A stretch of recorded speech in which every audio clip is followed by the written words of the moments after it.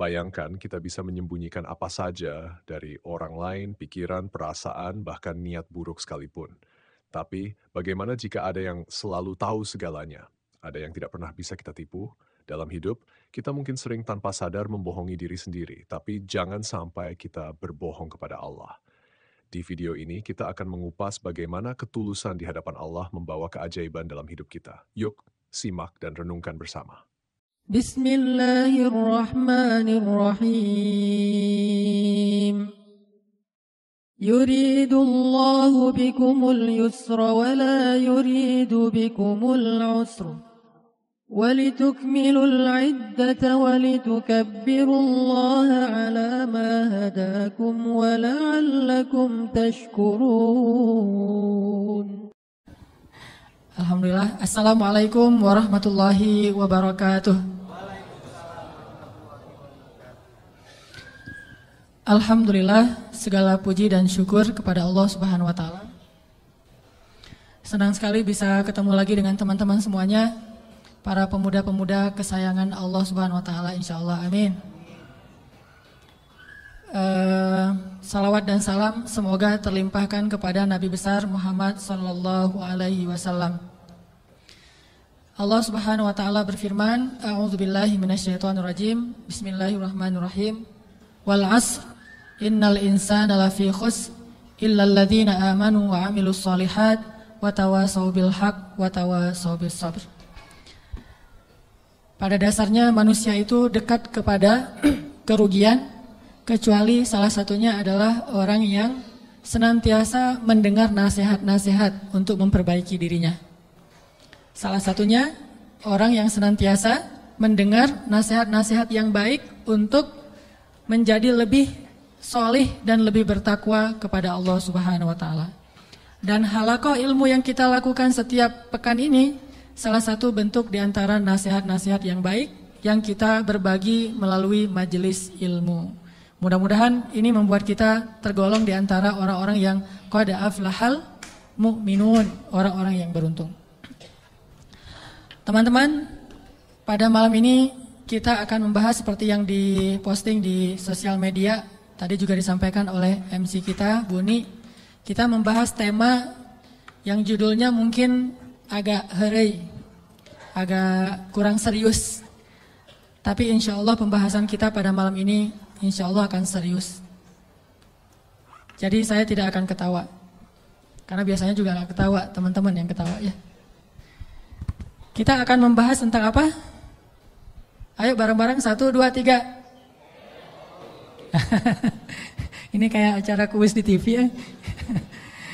Kita membahas tentang, saya mau ngomongin judulnya agak-agak kurang chemistry ini sama saya mah. Kita membahas tentang kok gitu. Udah disampaikan tadi tentang intronya kayak gimana, bahwa kok gitu ini membahas tentang realitas hubungan kita dengan Allah.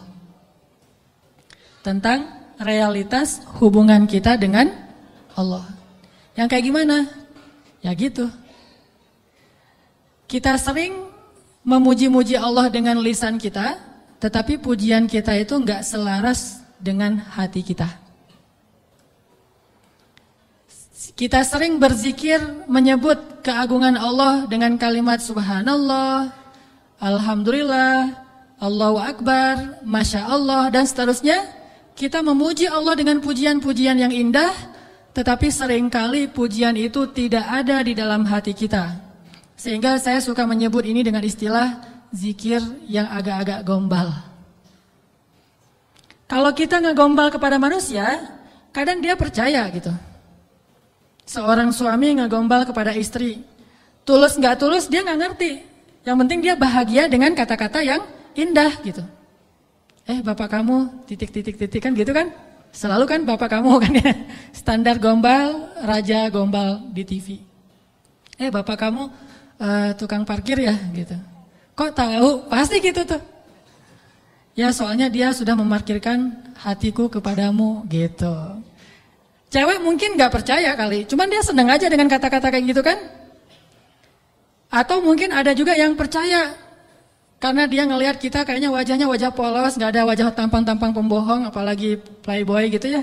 Wajahnya polos banget, ada jenggotnya gitu ya. Insya Allah jujur kan? Asarus sujud, wah Masya Allah. Bisa jadi kita cuma ngegombal, tapi dia nggak tahu karena manusia itu tidak tahu isi hati. Tapi kalau Allah Subhanahu Wa Taala, A'udzu billahi minasy syaithanir rajim. Wa asirru qawlakum aw ijharu bih innahu alimun bidzatis sudur. Kan? Gimana kita mau gombal kepada Allah?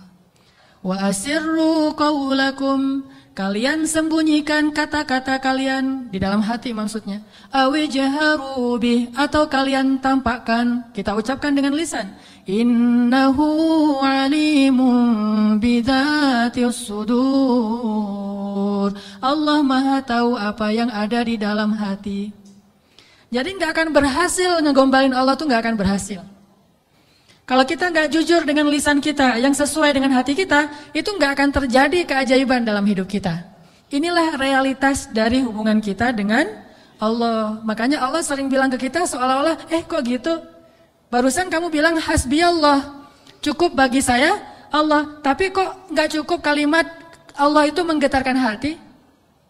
Padahal kalau orang bilang hasbi Allah, cukup bagi saya Allah, pas disebut nama Allah, udah selesai masalah dia gitu. Contoh, ada musibah. Terus temannya bilang, tenang, ntar Allah ganti dengan yang lebih baik. Kan disebutkan nama Allah, tenang, ntar Allah ganti dengan yang lebih baik. Oh ini ada doa nih, wakhluf li khairam minha, ya Allah beri saya ganti yang lebih baik. Apakah kata-kata ini cukup buat kita sehingga kita tenang? Sehingga kita tidak lagi terus-terusan dalam keputusasaan terhadap musibah-musibah yang kita hadapi? Kalau enggak, berarti kita gombal mengatakan hasbi Allah. Katanya hasbi Allah, kok enggak cukup sih Allah buat kita? Padahal Allah berfirman di dalam Al-Quran, innamal mu'minun, orang mukmin yang sebenarnya, innamal mu'minuna alladzina idza dzukirallahu wajilat qulubuhum. Kalau disebut nama Allah hatinya gemetar. Maksudnya ngerespon gitu di dalam hati. Jadi mantap imannya, jadi mantap keyakinannya, jadi mantap tawakalnya kepada Allah Subhanahu wa taala. Benar enggak sih hasbi Allah? Coba. Kalau lagi bete, lagi ilfil, lagi nggak mood aja nih, lagi sedih, lagi galau berat. Yang buat bete, ilfil, galau berat kita itu reda apa? Jujur ya. Apakah sholat? Apakah jalan-jalan? Apakah makan-makan enak? Apakah main game? Apakah dengar musik? Apakah nonton film yang baru keluar? Mana yang paling gampang buat bete kita hilang? Itu jujurnya tuh. Kalau misalnya kita lagi bete, wudu, sholat, Allah Akbar, selesai sholat, hilang tuh bete, berarti benar, hasbunallah, hasbi Allah. Tapi kenyataannya termasuk saya nih, gak gitu-gitu amat. Begitu ada masalah sholat, begitu selesai sholat, ini nonton di mana ya? Sama aja kan? Sholat sih, cuman habis sholat ternyata belum cukup, belum hilang juga nih. Saya udah sholat, saya udah zikir, saya udah doa, saya udah tilawah Al-Quran, saya malah udah tahajud, udah puasa, tapi belum hilang juga, masih ilfil banget nih. Ya mau cari makan enak mau makan yang pedas-pedas gitu, atau mau cari kopi, berarti belum hasbun, belum cukup, masih butuh tambahan. Memang berpengaruh, tapi belum cukup. Sholat ya menenangkan, cuma belum bisa menyelesaikan masalah, berarti kita masih gombal dalam zikir kita. Makanya Allah bilang, kok gitu? Katanya saya cukup buat kamu, kok kamu masih mencari solusi yang lain setelah saya? Kok kamu masih menyekutukan saya dalam mencari jalan keluar terhadap masalah-masalah kamu? Berarti kamu tuh gak benar ngomongin hasbi Allah. Orang yang benar-benar mengatakan hasbi Allah tuh kayak Ibrahim tuh. Ketika dia masuk ke dalam api, dilemparkan ke dalam bara api, tiba-tiba Jibril datang kepada Ibrahim mengatakan, ya Ibrahim, alaka hajah? Apakah kamu punya sesuatu yang kamu butuhkan? Sal, tu'ta, minta kepada saya nanti saya akan kabulkan. Kata Jibril. Apa kata Ibrahim? Amma ilaik fala. Kepada kamu, Enggak. Saya tidak butuh siapapun. Hasbiyallah wa ni'mal wakil. Baru Allah padamkan tuh api, keajaiban. Kenapa kita mengucapkan banyak kalimat zikir tapi tidak terjadi keajaiban-keajaiban dalam hidup kita? Mungkin kalimat kita itu belum jujur, belum sesuai dengan hati kita dan realitas kehidupan kita. Makanya zikir kita itu belum powerful. Harusnya zikir yang powerful itu begitu kita bilang hasbiyallah, api padam. Jadi kalau ada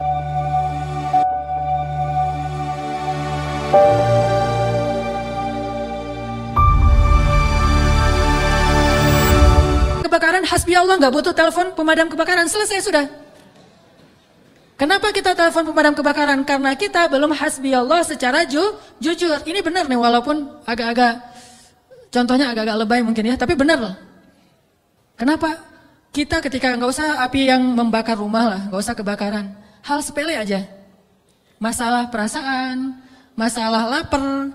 Bukankah Nabi mengatakan nanti makanan orang di akhir zaman adalah kalimat la ilaha illallah? Ini makanan orang di akhir zaman. Ketika muncul Dajjal, makanan kaum muslimin itu adalah la ilaha illallah. Begitu bilang la ilaha illallah, kenyang. Itulah orang yang selamat di masa Dajjal. Kira-kira kalau sekarang Dajjal keluar, kita selamat nggak? Cari tahunya gimana? Kalau teman-teman lapar, coba bilang la ilaha illallah. Lapar, masih lapar atau udah kenyang? Pasti masih lapar ya. Karena kita nggak menganggap Allah segalanya, hasbiyallah. Tapi nanti di akhir zaman, ketika Dajjal muncul, Nabi mengatakan makanan mereka pada saat itu adalah zikir subhanallah, alhamdulillah, Allahu akbar, la ilaha illallah. Itulah makanan mereka. Begitu mereka bilang subhanallah, la haula wala quwata illa billah, langsung kenyang. Anaknya bilang, "Pa, lapar." Bilang la haula wala quwata illa billah. La haula wala quwata illa billah, gimana? Udah kenyang. Ya tuh. Itu benar-benar umat akhir zaman banget tuh. Kalau kita kayaknya bukan umat akhir zaman. Umat zaman edan. Kita ucapin la ilaha illallah masih lapar, sholat masih galau, udah zikir sekian ribu masih sedih, masih sakit hati. Kenapa? Karena kalimat kita itu belum jujur. Kok gitu kalimat kamu, kata Allah kepada kita. Karena Allah tahu isi hati kita. Wa asirru qawlakum aw jaharu bi innahu alimun bidzatis sudur. Seandainya kita jujur, Allah akan tunjukkan keajaiban yang luar biasa loh dalam hidup kita. Wa aufu bi'ahdi ufi bi'ahdikum wa iyaya farhabun. Kata Allah, jujur, tunaikan janjimu kepadaku, aku pasti akan tunaikan janjiku kepadamu, dan kepadakulah kalian akan lari. Maksudnya, kepada Allah kita meminta pertolongan. Jadi kalau kita jujur sama Allah, Allah akan jujur sama kita. Kalau kita benar-benar mengatakan itu dengan yakin, Allah tidak akan mengecewakan kita sama sekali. Keajaiban itu akan terjadi dalam hidup kita. Sangat mudah urusan kita. Saya sendiri sering membuktikan ini, dan sering benar. Kalau ada yang keliru, itu karena saya masih belum baik imannya. Misalnya, contoh sederhana mau ceramah. Ceramah yang menurut saya paling beban adalah di sini. Di depan teman-teman semuanya. Kenapa? Karena saya selalu berharap ceramah sederhana saya itu benar-benar bisa menjadi suatu kebaikan yang bisa dibawa pulang oleh teman-teman sekalian. Pengen banget tidak mengecewakan. Jadi saya bukan perform untuk menghibur, tapi perform untuk memberi sesuatu yang kita cari bersama kan?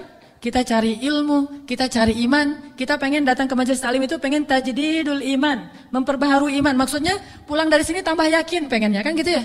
Pulang dari sini tambah semangat beramal soleh. Pulang dari sini semakin yakin untuk bergantung kepada Allah. Itu membuat saya terbeban. Ya Allah, jangan sampai penampilan saya buat mereka kecewa. Bukan karena pengen dielu-elukan ustadznya keren atau apa. Enggak. Biar mereka tidak sia-sia waktunya datang ke sini. Terus gimana caranya?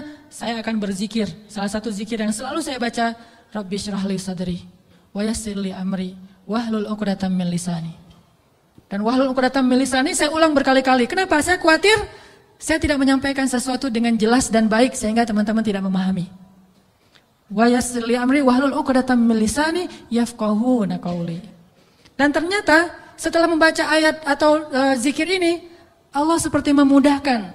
Muncul terus saja materinya itu yang dulu udah lama dibaca, muncul lagi. Dan itu nggak dikonsep. Teman-teman bisa nanya kepada orang-orang dekat saya, teman atau istri saya jarang konsep materi ini, malam ini mau bahas ini, terus nyusun dulu, apalagi buat slide, itu bukan saya banget lah. Modalnya tuh benar-benar Saya mengonsep materi, mencari bahan, itu ketika saya di Mesir dulu. Itu masa-masa mencari bahan. Sekarang bukan masa mencari bahan, masa memahami realitas untuk menawarkan bahan ini loh. Dulu di Mesir nyari bahan, baca, dengerin terus saja selama 6 tahun. Sekarang diingat-ingat, yang mana ya? Yang ini. Oh ya, sampein. Artinya doa Rabbi syrah li sadri itu benar-benar memudahkan urusan. Termasuk kalau misalnya kita lagi ada masalah sama seseorang. Kita doa, ya Rabbi, mudahkan urusan saya. Mudah enggak? Kalau kurang mudah, berarti kita belum benar-benar jujur dalam kalimat kita kepada Allah. Jujur gimana? Kita yakin enggak sih Allah yang memudahkan urusan kita? Kalau kita yakin banget, Allah akan tunjukkan keajaiban yang luar biasa. Seperti cerita kemarin tuh. 2 orang yang saling berhutang kan? Yang satu memberi hutang dan bertanya, siapa saksinya? Kata yang berhutang, Allah saksinya, boleh enggak? Kata yang memberi hutang, oh boleh, Allah itu sebaik-baik saksi dan itu jujur, yakin gitu. Coba kalau kita lakukan itu sekarang, mungkin kita akan dikhianatin, akan dirugiin sama banyak orang. Kenapa? Karena enggak yakin banget kepada Allah SWT. Masih ada sedikit setitik ragu. Ntar kalau dia bohong gimana? Bukankah ada Allah? Ntar kalau dia lupa gimana? Bukankah ada Allah? Ntar kalau dia berubah pikiran gimana? Bukankah ada Allah? Ntar kalau dia hilang tiba-tiba enggak membayar hutang gimana? Bukankah ada Allah? Bukankah ada Allah ini jarang kita ucapkan. Kita masih ragu walaupun kita mengatakan hasbiyallah, hasbunallah. Makanya jarang melihat keajaiban. Padahal kalimat itu kalimat-kalimat yang mukjizat, powerful. Sebagian mungkin pernah dengar cerita Imam Hasan Al-Basri. Tahu Imam Hasan Al-Basri? Salah satu ulama generasi tabi'in, generasi kedua. Ceritanya Imam Hasan Al-Basri ini pernah bikin seorang gubernur Baghdad namanya Hajjaj. Hajjaj ini gubernur yang sangat jahat, sering membunuh orang soleh, termasuk sahabat Nabi pernah dibunuh sama dia. Imam Hasan Al-Basri pernah bikin gubernur Hajjaj itu tersinggung. Kapan? Ketika Imam Hasan Al-Basri diundang ke rumah gubernur Hajjaj bersama beberapa ulama yang lain, beberapa tokoh masyarakat diundang ke rumah barunya, istana gitu. Jadi Raja Hajjaj ini suka bikin istana terus pamer. Ngundang nih. Diundang orang-orang penting, minta semacam testimoni gitu, minta komentar. Jadi kalau bahasa kita mah nge-posting di sosial media, terus nunggu gimana menurut kalian. Jadi yang komennya tuh macam-macam ditungguin sama dia. Nanya ke setiap orang yang tamu yang diundang, gimana menurut kamu istana saya? Rata-rata mengatakan ini bagus, istana pertama yang saya lihat yang paling indah segala macam. Bahasa-bahasa memuji lah. Dan gak jujur. Begitu giliran Hasan Al-Basri, ya Syekh Hasan, gimana menurut Syekh tentang istana saya? Syekh Hasan mengatakan, saya sama sekali tidak tertarik dengan semua ini. Sesungguhnya apa yang ada di sisi Allah lebih baik daripada apa yang ada di sisi Anda. Ini ucapan Hasan Al-Basri. Karena lagi ada acara makan siang kayak gitu, banyak orang, Hajjaj menahan emosi. Dia tersinggung banget, marah sebetulnya. Akhirnya udah selesai obrol-obrolan, makan, pulang. Saat pulang, Raja Hajjaj mengutus 2 orang prajurit untuk menangkap Hasan Al-Basri di tengah jalan. Suruh bawa balik lagi ke istana. Mau dia apa? Mau dipancung. Karena dia suka mancung, orang soleh. Tangkap tuh Hasan Al-Basri. Di tengah jalan, didatangi pengawal raja, kemudian dibawa lagi ke istana, mau dipancung. Begitu Hasan Al-Basri berhadapan dengan Hajjaj, Hasan Al-Basri kemudian berdoa di dalam hatinya. Yang tadinya Hajjaj marah besar, pengen bunuh Hasan Al-Basri, pengen memancung Hasan Al-Basri, tiba-tiba pas ngelihat wajah Hasan Al-Basri, Hajjaj ini berubah seperti orang yang kena hipnotis. Tiba-tiba dia tersenyum, tiba-tiba dia jadi orang yang humble, hangat banget, langsung memeluk Hasan Al-Basri, selamat datang wahai Syekh, selamat datang, duduk. Syekh, beri saya nasihat, terus dikasih makanan, minuman, setelah itu dipersilakan pulang, dikasih kendaraan yang terbaik, sampai akhirnya Hasan Al-Basri keluar dari istana. Ketika di tengah jalan, pengawal-pengawalnya Hajjaj bertanya kepada Hasan Al-Basri, ya Syekh, kami tadi diutus oleh Raja menangkap Anda agar Anda dipancung karena Raja tersinggung dengan obrolan tadi ketika makan siang. Dan Raja dalam keadaan marah besar. Tapi begitu bertemu dengan Anda, tiba-tiba dia berubah, jadi baik, jadi kasih sayang, jadi luluh, emosinya jadi reda. Apa yang Anda lakukan kepada dia? Apakah Anda punya sihir? Kata pengawal. Kata Hasan Al-Basri, saya tidak pakai sihir. Terus apa? Saya sebelum bertemu dengan Hajjaj, tadi saya berdoa.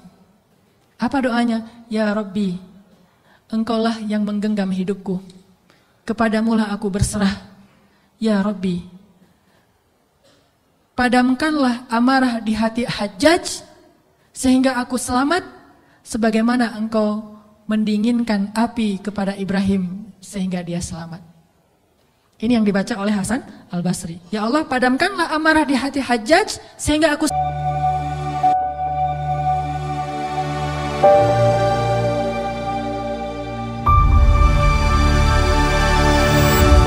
selamat dari kezalimannya sebagaimana engkau menyelamatkan Ibrahim dari api yang panas. Tiba-tiba Allah padamkan marahnya. Ini namanya zikir, doa powerful.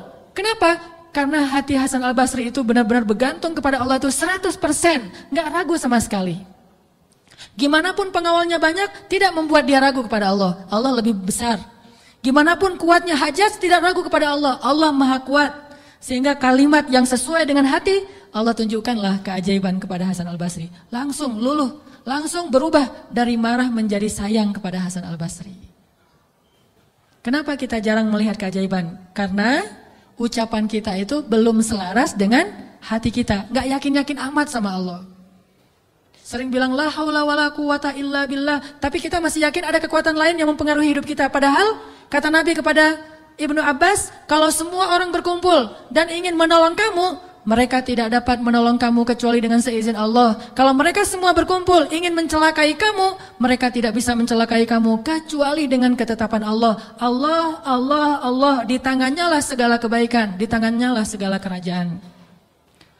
Tabarakalladzi biyadihil mulk wa huwa ala kulli syai'in qadir. Percaya enggak kita dengan ayat itu? Jawab dengan hati kita masing-masing. Kalau kita percaya, baru terjadi keajaiban dalam hati kita. Pernah menghadapi orang marah? Pernah? Sering kan? Siapa yang marah? Istri? Tahu gimana kalau istri lagi marah? Oh, belum tahu ya? Ya udah deh, ganti contoh. Orang tua deh, orang tua. Saya lupa aja nih kalau saya di hadapan para jomblo fisabilillah. Kalau istri lagi marah, padamkan marahnya itu bukan dengan hadiah dunia dulu. Itu buat kita ragu sama Allah dan mengandalkan materi. Pas marah, tunjukin. Mau ke Lombok, Bali, Jogja, atau Maldives. Pasti dia pilih Maldives tuh. Pas dia pilih Maldives, kita nangis. Kenapa? Dananya gak cukup. Makin marah dia tuh. Jangan nawarin materi dulu untuk meredakan marah seseorang. Karena kita akan bergantung kepada materi itu. Ternyata ampuh. Kalau dia marah, saya kasih tuh brosur. Brosur doang.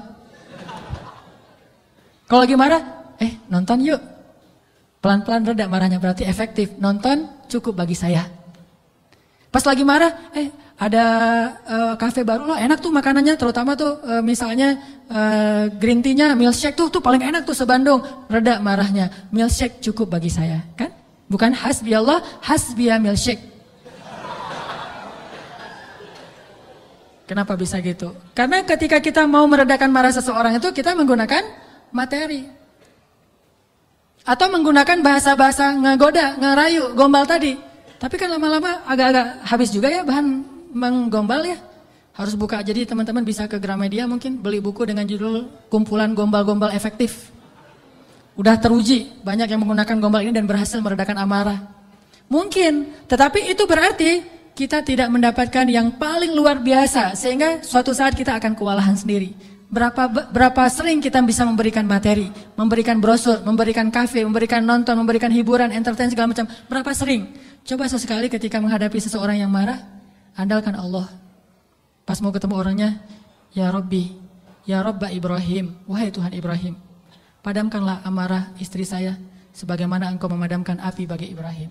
Terus temuin, kalau masih marah, ya Allah astagfirullahaladzim, berarti saya belum jujur nih, masih belum yakin sama Allah, istighfar lagi, ya Allah padamkan. Masih marah, ya Allah padamkan. Terus saja sampai yakin. Kalau kita yakin, itu berubah loh, benar-benar berubah. Kalau nggak bisa langsung, bertahap, tergantung iman. Ada orang yang imannya baru redam amarah seseorang itu 1 jam. Berarti imannya iman 1 jam. Ada yang setengah jam, ada yang 10 menit. Ada yang ketemu, berubah langsung. Sampai orang yang marah itu juga terheran-heran. Kenapa ya? Saya tadi sebetulnya lagi sebel banget sama kamu. Tapi pas ngelihat kamu jadi berubah, kenapa ya? Karena Allah. Ini mah masalah iman. Bukan masalah fasihnya mengucapkan hasbi Allah. Semua kita mah yang namanya hasbi Allah pasti fasih. Apalagi sadaqallah, itu paling fasih tuh. Shadaqallahul azim. Itu fasih banget. Kenapa? Apalagi baca 1 juz pengen shadaqallah cepet-cepet kan? Itu fasih. Bismillah fasih, hasbiyallah. Insya Allah tahsin hasbiyallah wa ni'mal wakil. Malah kita kadang-kadang kalimat hasbiyallahnya tuh lebih keren daripada sahabat loh. Kalau sahabat kalimatnya cuma gini, hasbunallah wa ni'mal wakil. Kalau kita, hasbunallah wa ni'mal wakil. Ni'mal maula wa ni'man nasir. Coba lihat, panjangan siapa ucapannya? Panjangan kita kan? Sahabatnya cuma sedikit. Ibrahim lebih sedikit lagi. Hasbiyallah, segitu doang. Kita rame, oh jangan cuma hasbiyallah, tambahin dong. Jangan terlalu irit-irit dalam berzikir. Rame aja di broadcast soal panjang pendeknya zikir. Tapi dua-duanya gak powerful, gak ngaruh. Yang bilang hasbiyallah wa ni'mal wakil sama aja. Yang bilang hasbiyallah wa ni'mal wakil, ni'mal maula wa ni'man nasir. Diulang 33 kali. Tapi gak ngaruh, kenapa? Karena gak jujur. Hanya fasih di lisan, tetapi tidak fasih di hati. Harusnya kayak Imam Hasan Al-Basri. Begitu dia katakan demikian, doanya langsung berubah. Termasuk doa tadi, Allahumma ajurni fi musibati wa akhluf li khairan minha, ya Allah, beri saya pahala dalam musibah saya, beri saya ganti yang lebih baik. Selama apa sih Allah kasih kita ganti? Di situ kita bisa mengukur keimanan kita. Kalau begitu kita berdoa langsung dapat ganti, itu imannya ajaib tuh. Kalau kita berdoa tunggu gantinya sebulan kemudian, itu imannya standar. Kalau kita udah berdoa tapi nggak diganti-ganti, berarti kita bermasalah, nggak yakin-yakin amat sama Allah. Pengen gak? Begitu berdoa langsung Allah menunjukkan keajaiban. Kita pengen aja gak berani ya, karena kita gak percaya bisa. Kita mau mengatakan pengen, itu aja kita gak berani karena menganggap itu gak realistis. Masa sih bisa? Bisa kalau kita yakin kepada Allah. Kalau kita gak yakin, kalau kita bilang gak bisa, kalau kita ragu bahwa Allah bisa menunjukkan ajaib kepada kita dalam hitungan detik, terus kemana kalimat kun, fayakun? Masalahnya kita gak yakin untuk bilang pengen, begitu doa langsung Allah kabulkan. Itu aja kita ragu. Kenapa? Kita nggak percaya itu bisa terjadi dalam hitungan simsalabin abrakadabra. Kita nggak percaya itu bisa terjadi dalam satu kalimat kun. Makanya tidak ada kun dalam hidup kita. Gimana caranya? Belajar yakin kepada Allah seutuh-utuhnya. Masih ingat juga dengan kisah seorang bapak datang kepada Rasulullah curhat dan minta tolong. Dia bilang, ya Rasulullah, putra saya ditawan oleh musuh. Dan mereka meminta tebusan 100 dinar.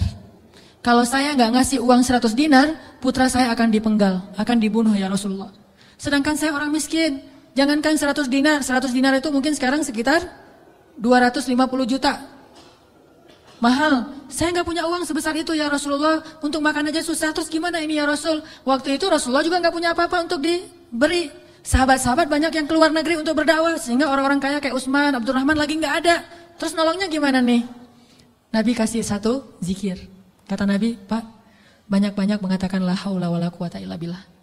Bapak percaya? Oh percaya ya Rasulullah. Pulang dia tuh. Coba kalau kita digituin, ya insya Allah ya Rasul, tapi duitnya gimana Rasul? Tetap aja kan, udah minta zikir, minta duit. Yang konkret dong Rasul kalau kasih zikir, kalau kasih solusi. Zikir itu solusi paling konkret. Justru yang lain itu nggak konkret. Yang lain itu Allah tunjukkan kepada kita karena Allah sayang kepada kita. Allah tahu iman kita lemah. Kalau seandainya Allah mau memberikan kepada kita keajaiban menurut iman, mungkin kita nggak dapat apa-apa dalam hidup. Akhirnya Allah berilah kita pertolongan, jalan keluar. Cuman butuh waktu, karena iman kita juga butuh waktu. Kita taubat aja butuh waktu, ya. Untuk hijrah aja butuh waktu. Untuk taubat butuh waktu. Mau sholat aja minta tambahan waktu. Udah azan, jangan sekarang deh, ntar lagi. Gimana kita mau dapat pertolongan Allah yang sekarang? Fair gak sih kalau Allah mengatakan, oh bentar lagi ya hambaku, orang kamu juga barusan sholatnya juga bentar lagi. Allah kasih tuh.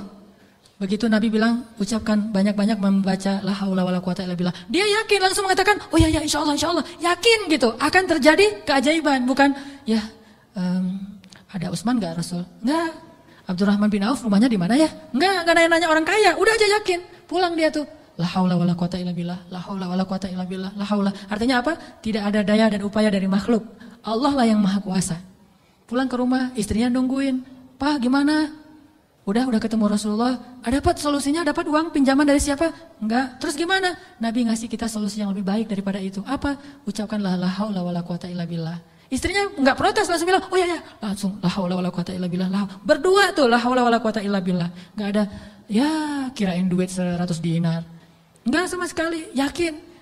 Begitu malam, sepanjang siang mereka la haula wala quwata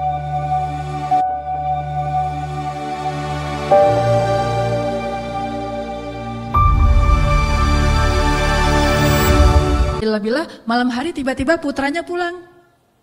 Nggak sendiri, bawa ternak, bawa kambing banyak tuh, domba dibawa. Ada ratusan ekor domba dia bawa pulang. Di luar orang apa nih apa? Ada domba, siapa? Oh, putra kita, Masya Allah. Pelukan, kangen gitu ya. Kamu gimana bisa selamat? Kata putranya, wahai ayah, ada keajaiban. Tadi, tiba-tiba, ketika saya sedang diikat dan besok mau dipenggal, pengawal-pengawal saya itu tiba-tiba pada ngantuk, tertidur. Dan tiba-tiba ikatan saya menjadi longgar sehingga saya bisa melepaskan diri. Dan bahkan ketika saya mau pergi, saya kepikiran kenapa saya nggak bawa domba-domba aja sebagai ghanimah. Domba 100 ekor kira-kira berisik nggak sih? 100 ekor domba berisik nggak? Berisik kan? Berisik banget kan? Tapi seberisik itu orang yang ngawal dia tuh nggak bangun loh. Allah udah tutup telinga dan penglihatan mereka. Mereka nggak bangun sama sekali dibawa. Dan untuk ngumpulin domba 100 ekor kira-kira butuh berapa jam? Itu bukan kerjaan yang gampang, ngumpulin 100 ekor, digiring ke satu arah, udah gitu berisik lagi, ada yang domba yang lari ke sana, ditarik lagi, namanya domba kan, domba-domba yang tersesat gitu deh.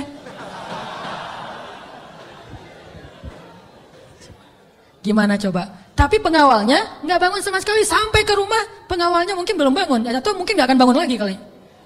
La haula wala quwata illa billah. Baru ayahnya sadar, Masya Allah, la haula wala quwata illa billah. Dan ini orang yang mengatakan ini nggak disebutkan namanya dalam riwayat. Kenapa? Saking nggak terkenalnya. Berarti orang biasa banget. Tapi orang biasa dengan keyakinan yang luar biasa, Allah akan tunjukkan keajaiban yang luar biasa. Jadi jangan bilang, itu mah Umar, itu mah Utsman, itu mah Abu Bakar. Ini nggak ada namanya malah.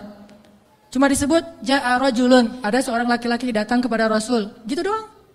Tapi Allah tunjukkan keajaiban yang luar biasa. Kenapa? Imannya. La haula wala quwata illa billah. Sehingga anaknya datang membawa domba, jadi kaya raya. Sama juga dengan cerita Fatimah bintu Rasulillah. Pasti tahu ceritanya. Karena Fatimah capek di rumah, gak ada pembantu, Ali sering berjihad, akhirnya dia ngurus anak sendiri, anaknya laki-laki lagi, namanya anak laki-laki, bukan bandel, emang dia aktif gitu. Akhirnya Fatimah ngerasa agak berat nih kalau harus ngurus semuanya sendiri, nggak punya pembantu. Datanglah ke rumah ayahnya, ayah, ya Rasulullah, ayah tahu keadaan rumah tangga saya bersama Ali. Ali orang yang sibuk bekerja, membela agama Allah, berdakwah, berjihad. Saya sendiri di rumah nggak ada pembantu, boleh nggak minta seorang pembantu dari rumah ayah? Kan banyak pembantu Rasulullah yang jadi relawan tuh. Kata Rasulullah, ya Fatimah, mereka itu bukan pembantuku, tetapi pembantu kaum muslimin. Jadi nggak mau dikasih kepada urusan keluarga. Maka pulanglah Fatimah. Oh ya ayah nggak apa-apa, pulang nih bersama Ali, nggak dapat apa-apa. Nabi kan nggak enak hati, karena Nabi sayang banget dengan putrinya ini, putri kesayangan Nabi banget di antara putri-putrinya, Fatimah Az-Zahra. Akhirnya Nabi menyusul Fatimah ke rumahnya. Assalamualaikum, waalaikumsalam, dibukain pintu. Ya Fatimah, ya Ali, la tahzana, janganlah kalian bersedih. Mau aku kasih yang lebih baik daripada pembantu? Oh apa ayah? Kirain robot-robotan atau apa gitu ya. Pembantu yang dalam bentuk robot kan, tinggal beli baterai aja tiap bulan. Atau dicas gitu. Apa ya ayah yang lebih baik daripada pembantu? Kita tahu. Kata Rasulullah sebelum tidur, bacalah zikir ini, ayat ini, maka insya Allah itu lebih baik daripada pembantu. Mereka protes nggak? Enggak. Oh ya, sami'na wa ata'na. Diamalin tuh, nggak pernah tinggal. Dan selamanya mereka nggak punya pembantu, tapi nggak pernah mengeluh lagi. Allah berikan mereka jalan keluar. Jalan keluarnya adalah dikuatkan hati dan kesabarannya. Itu keajaiban. Kenapa kita udah berdoa tapi hati kita masih lemah? Karena kita tidak berdoa dengan hati, tapi kita berdoa dengan kok gitu, gak sesuai antara lisan dengan kenyataan. Ada lagi nih kisah yang mungkin sebagian teman-teman pernah mendengar bagaimana Rasulullah SAW pada malam perang Badar melakukan apa Nabi malam perang Badar teh? Istighosah. Pernah dengar istilah istighosah? Mungkin sebagian orang menganggap istighosah ini bid'ah. Istighosah itu salah satu di antara hal yang paling luar biasa yang dilakukan Nabi dan disebutkan di dalam surat Al-Anfal, "Idz tastaghitsuna rabbakum." Ketika kalian beristighosah kepada Tuhan kalian. Apa itu istighosah? Berdoa dengan penuh keyakinan. Malam sebelum terjadi perang Badar, semua para sahabat itu tidur. Dan luar biasanya tidurnya juga sampai mimpi lagi tuh. Mimpinya apa? Mimpi basah. Ini serius. Jadi semua sahabat pada malam itu digoda oleh setan sehingga mereka mimpi basah. Dan ketika bangun dari tidur, mereka harus mandi junub. Tapi tidak ada air. Akhirnya Allah turunkan hujan. Pada mandi di bawah hujan semuanya sambil bertakbir. Pada malam itu cuma 2 orang yang gak tidur. Rasulullah dan Abu Bakar As-Siddiq. Ngapain? Doa kepada Allah. Salah satu yang terekam dalam sejarah di antara doa Nabi pada malam perang Badar apa? Ya Allah, seandainya besok kami semuanya terbunuh, maka saya khawatir tidak ada lagi orang yang menyebut namamu di muka bumi. Tolonglah hamba-hambamu ini ya Allah. Terus berdoa dan mengangkat tangannya tuh gak gini. Tapi mengangkat tangannya tuh gini. 2 tangan. Nabi berdoa dengan mengangkat tangan setinggi-tingginya. Ya Rabbi gitu. Terus berdoa kayak gitu sampai syal Nabi jatuh, ditaruh lagi oleh Abu Bakar. Jatuh dan menangis sampai basah janggutnya Rasulullah SAW yang mulia. Kemudian Abu Bakar yang sedih mengatakan, ya Rasulullah hasbuk, hasbuk. Cukup ya Rasulullah, Allah sudah mendengar doamu, cukup. Nabi gak cukup-cukup, terus saja berdoa. Apa yang terjadi besok? Allah utus malaikat ribuan untuk menolong Rasulullah dan para sahabat. Dan kita lihat hasil perang Badar. Bukan karena dia Rasulullah, tetapi karena imannya adalah imannya seorang Rasulullah. Kalau kita punya iman minimal dekat atau mirip dengan imannya seorang Nabi, Allah akan tunjukkan mukjizat yang mirip dengan seorang Nabi, yang disebut dengan karomah. Itulah keajaiban. Jadi bukan mustahil. Kalau kita tidak pernah melihat keajaiban, itu pasti karena kita masih belum selaras antara lisan dengan hati kita. Masih ingat kalimat Nabi ditodong dengan pedang, dihunuskan pedang, lagi istirahat di bawah pohon. Nabi lagi istirahat nih. Tiba-tiba datang orang Badui, orang kafir, menghunuskan pedang di leher Nabi. Dan itu benar-benar mau membunuh Nabi. Nabi seorang diri, sahabat jauh. Terus laki-laki itu mengatakan, ya Muhammad, sekarang kamu sendiri. Kalau saya akan membunuh kamu sekarang, siapa yang bisa menolong kamu? Rasulullah dengan tenang dan mantap mengatakan, Allah. Kalimat Allah itu membuat laki-laki tadi gemetar dan jatuh pedangnya, coba. Ini kalimat Allah kayak gimana? Coba kita ucapkan Allah, ada yang gemetar nggak? Allah, apaan? Nggak dengar? Ya. Biasa aja. Jadi kalau ada musuh, misalnya kita lagi marahan nih di jalan, ada orang yang marah, pengen ngancam kita, Allahu Akbar. Dia langsung gemetar gitu, langsung tunduk, langsung nggak bisa berdiri. Berarti ini Allahu Akbar kita ini udah benar-benar powerful. Tapi kenyataannya kan nggak pernah kan? Kita bilang Allah terus orang gemetar gara-gara kata-kata kita. Rasul bisa kayak gitu loh.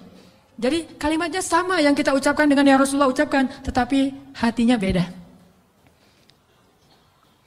Nabi mengatakan, Allah gemetar tangannya, jatuh pedangnya, diambil oleh Nabi. Dihunuskan ke leher orang itu. Nabi bertanya, sekarang kalau saya mau membunuh kamu, siapa yang menolong kamu? Kata dia, engkau wahai Muhammad. Cuma engkau yang bisa menolong saya dan menyelamatkan saya. Akhirnya Nabi membiarkan dia pulang, dan dia akhirnya pulang dalam keadaan selamat dan menyebarkan agama Islam kepada kaumnya. Jadi, sesi pertama ini kesimpulannya apa? Salah satu di antara sebab tidak banyak terjadi keajaiban dalam hidup kita, karena iman kita belum ajaib. Insya Allah nanti habis sholat isya saya mau sharing kisah-kisah yang menurut saya lebih powerful untuk jadi pelajaran buat kita dalam berdoa, berzikir dan memohon pertolongan Allah Subhanahu Wa Taala. Insya Allah. Oke, teman-teman sekalian, tadi kita sampai kepada beberapa kisah tentang gimana menyelaraskan antara lisan dengan hati kita. Sehingga bisa terjadi banyak keajaiban dalam hidup kita. Ini kisah-kisah yang tadi kita dengar adalah bukti gitu. Orang kalau selaras antara lisan dan hatinya pasti terjadi keajaiban. Kalau ketika kita berdoa hati kita yakin seutuhnya kepada Allah, pasti Allah gak akan ngecewain kita. Gak mungkin. Allah itu gak mungkin mengecewakan kita. Allah sendiri kok yang berjanji, wa idza sa'alaka ibadi anni fa inni qarib ujibu da'watad da'. Itu Allah yang bilang, ujibu da'watad da'. Aku tuh dekat. Artinya berharaplah kepadaku gitu. Dan aku akan mengijabah setiap orang yang meminta kepadaku. Jadi Allah sendiri yang berjanji akan menunjukkan keajaiban, mengabulkan permintaan-permintaan yang baik dari hambanya, sehingga tidak perlu kita ragu, Allah gak mungkin ngecewain kita. Begitu kita berdoa yang selaras di hati kita, yakin kepada Allah, Allah akan tunjukkan. Itu rahasia paling gampang untuk hidup bahagia, untuk sukses, untuk dapetin apa yang baik-baik yang kita harapin. Contoh, kalau mau ngelamar seorang cewek, sebelum kita datang ke calon mertua, lobi dulu ke langit pemilik hati mertua. Jadi bukan dandan nomor 1, itu mah yang kesekian. Bukan misalnya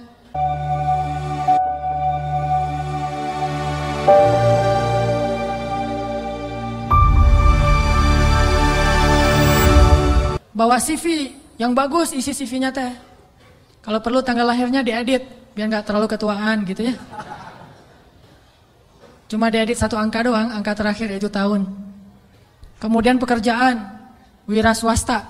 Kan sekarang wira swasta mah keren ya, pengusaha gitu ya. Walaupun wira swastanya masih baru merintis lah, saya mah nggak mau terlalu makin jelek nanti. Wira swasta, jualan apa misalnya, apa aja lah, apa aja dijual gitu. Yang penting tidak menjual harga diri. Wah, semuanya diedit. Itu bukan yang paling penting. Yang paling penting adalah gimana ngelobi lah langit, pakai jalur langit. Minta kepada Allah yang menggenggam hati. Begitu di depan pintu pagar, la haula wala quwata illa billah. La haula sampai 100 kali. Kenapa 100 kali? Sampai yakin banget ini Allah yang menentukan hati seseorang hamba. Bisa dibolak-balik. Bisa jadi awalnya si calon mertua ini udah punya calon sendiri buat anak yang perempuannya.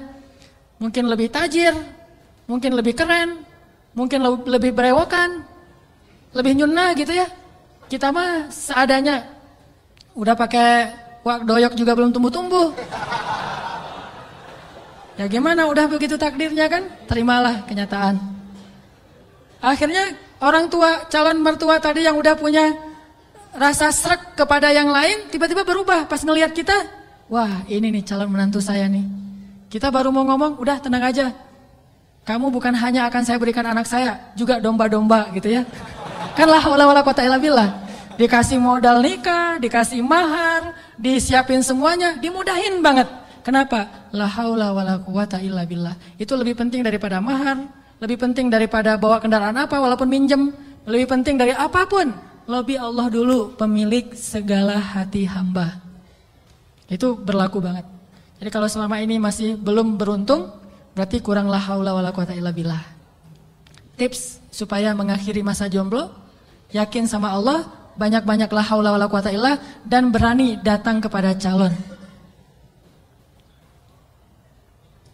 Kalau kata seorang pelawak, kalau kita jelek, jangan takut untuk mencintai seorang perempuan, karena yang takut itu harusnya yang dicintai, kan gitu ya.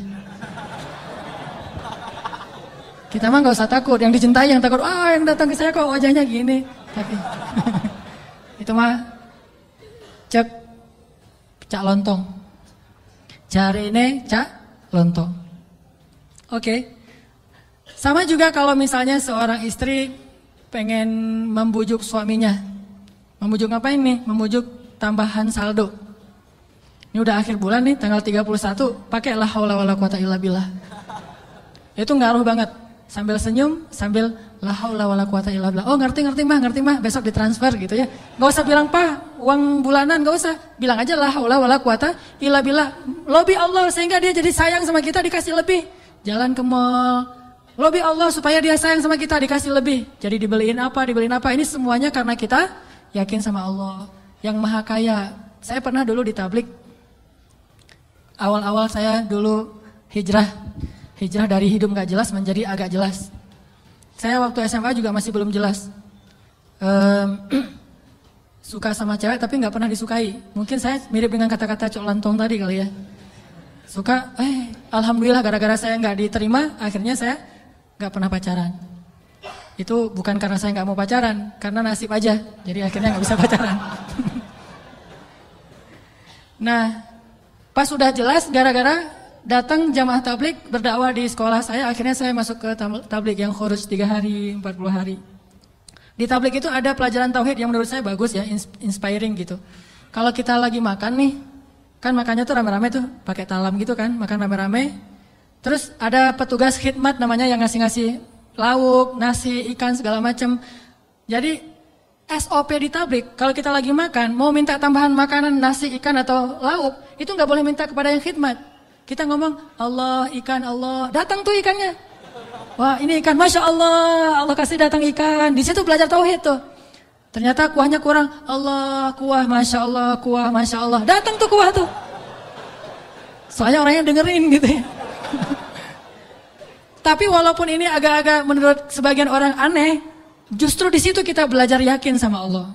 Makanya saya sering cerita, awal-awal saya dapat hidayah ke tabligh itu, lagi mau main bola, keluar dari sholat asar di masjid, bukan keluar sholat asar, lagi main bola depan masjid. Masjid di Aceh itu kan luas-luas, selamanya bisa main bola.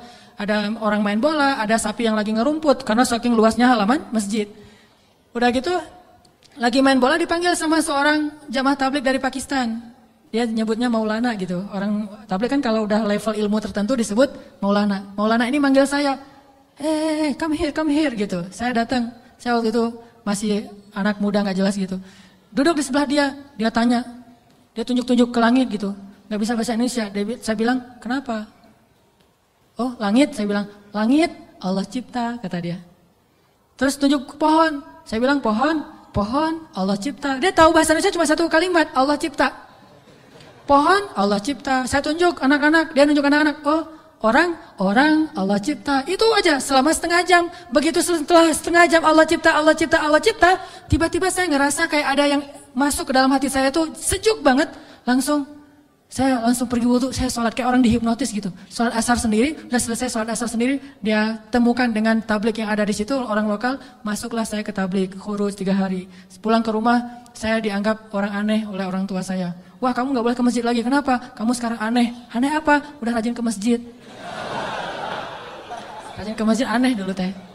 Orang tua kan, takut ke jaring aliran apa mungkin, yang mau jadi pengantin, bom bunuh diri atau apalah, takut. Terus saya mulai pakai jubah waktu itu, jubah putih, sorban putih. Begitu saya lewat depan tetangga, ada anak kecil lagi main, dia bilang, mak, malaikat lewat gitu. Aduh, saya malaikat gitu, luar biasa. Ini artinya belajar yakin. Kalau di beberapa dakwah itu benar-benar bab la ilaha illallah ini benar-benar kurikulum paling penting, dan ini yang harus kita pelajari. Kalau kita ngandelin Allah banget dalam segala urusan, la yudayya'anallah, itu intinya. Allah nggak akan ngecewain kita. Manusia bisa banget ngecewain kita, bukan karena dia jahat. Kadang dia nggak ngecewain kita karena emang dia nggak mampu untuk memuaskan dan membahagiakan kita. Bukan karena dia pengkhianat. Seorang istri, seorang suami kadang mengecewakan kita bukan karena dia nggak sayang sama kita, tapi dia nggak mampu memenuhi semua kebutuhan kita. Dia terbatas. Dan justru juga banyak orang yang sengaja ngecewain kita karena dia jahat, tapi ada juga orang baik ngecewain karena dia nggak mampu. Tapi Allah maha baik dan maha mampu. Bukan cuma maha baik, kalau baik doang nggak mampu, ya apa bisa kita lakuin kan? Tapi kalau baik dan mampu, nggak ada batas.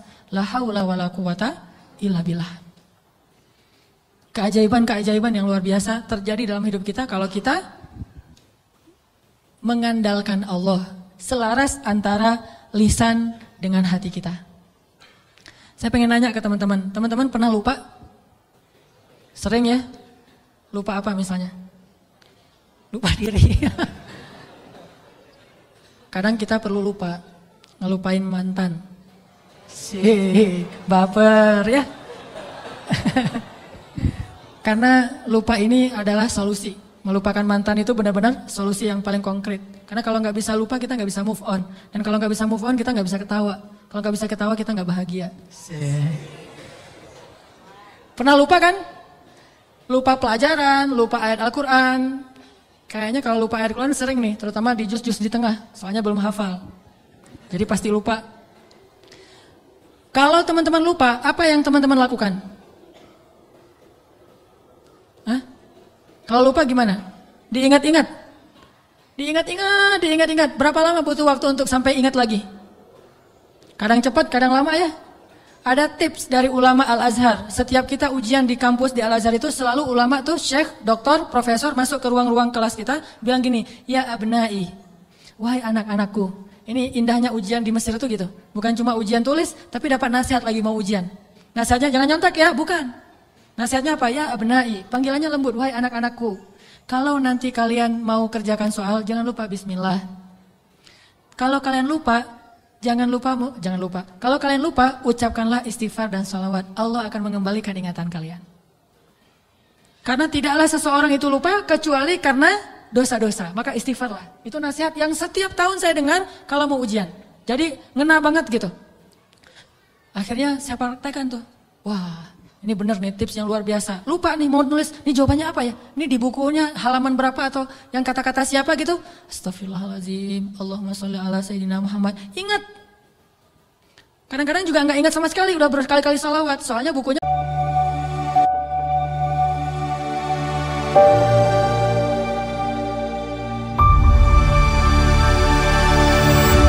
belum saya baca. Wah, ini nggak ingat-ingat ini. Kan ada masa-masa iman naik dan turunnya. Kalau lagi turun buku nggak dibaca, pede banget baca judul-judul doang gitu. Baca daftar isi. Jadi cara belajar cepat tuh baca daftar isi. Nanti kurang lebih kayak gitulah dikarang-karang aja gitu. Akhirnya nilainya harus di remedial diulang. Padahal udah selawatan masih remedial. Kenapa nggak belajar? Kalau kita lupa, coba deh uji iman kita dengan istighfar dan salawat. Kalau belum ingat juga berarti iman kita masih lemah. Lupa nama si fulan, siapa ya? Aduh lupa namanya. Astagfirullahaladzim, Allahumma sholli ala Sayyidina Muhammad. Langsung ingat, itu berarti insya Allah udah bisa ngandelin zikrullah dalam hidupnya. Kalau belum bisa, berarti banyak-banyak istighfar. Andalkanlah Allah, la yudayyi'akallah, maka Allah tidak akan mengecewakan kita. Mau? Teman-teman pengen kalau misalnya ngelamar seorang cewek langsung diterima tanpa syarat? Mau? Serius? Gimana caranya biar terjadi keajaiban dalam hidup kita? Pengen ini, alhamdulillah dapat. Segala kebaikan yang kita pengenin dapat gitu. Pengen punya anak, Allah kasih anak. Ya Rabbi, wahanal azmu minni, washta'ala ar-ra'su syaiba, walam akun bidu'aika Rabbi syaqiyya. Ya Allah, saya sudah tua, rambut saya sudah beruban, tapi saya nggak pernah berputus asa dalam berdoa kepadamu. Fahabli min ladunka waliya, yarithuni wa yarithu min ali Yaqub waj'alhu rabbi radiyya. Langsung Allah bilang, ya Zakaria, inna nubashshiruka bi ghulam ismuhu Yahya, lam naj'al lahu min qablu samiyya. Ya Zakaria, langsung Allah kasih jawaban. Bergembiralah Zakaria, kamu akan punya anak laki-laki dan namanya saya kasih nama, bukan kamu yang cari di Google. Saya kasih nama, siapa namanya ya Allah? Yahya, dan tidak ada anak seperti dia sebelumnya. Solehnya luar biasa. Wa hananan min ladunna, anakmu itu hanan banget, kata Allah. Apa itu hanan? Lemah lembut. Wa hananan min ladunna wa zakatan, anak yang terpelihara dari dosa. Wa taqiyya, hanan at-taqi, lembut dan mudah-mudahan bertakwa, cenah gitu ya. Itu sifat Nabi ya, Nabi Yahya. Wa barram biwalidayhi, berbakti kepada kedua orang tua. Tuh, Allah langsung kasih sifat-sifatnya, bukan cuma anak terus ntar terserah orang tuanya, enggak. Allah udah beri dia sifat yang sangat mulia. Dari apa itu? Dari yakin. Belum pernah kecewa dalam berdoa. Padahal berdoanya tuh lama loh, tapi gak pernah kecewa. Dan Allah tunjukkan betapa Allah tidak mengecewakan hamba-hambanya.